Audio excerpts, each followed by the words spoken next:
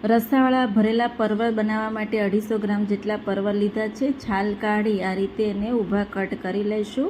ટામેટાં, આદુ, મરચાં, લસણની પેસ્ટ તૈયાર કરી લઈશું. કાજુ અને ખસખસને રાત્રે પલાળી દીધા હતા, એની પેસ્ટ તૈયાર કરી લઈશું.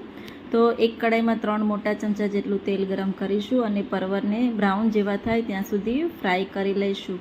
ફ્રાય થઈ જાય એટલે એક પ્લેટમાં કાઢી લઈશું. એ જ તેલમાં 1 ટીસ્પૂન જેટલું જીરું, તજ, લવિંગ અને ડુંગળી ઉમેરી સાતળી લઈશું.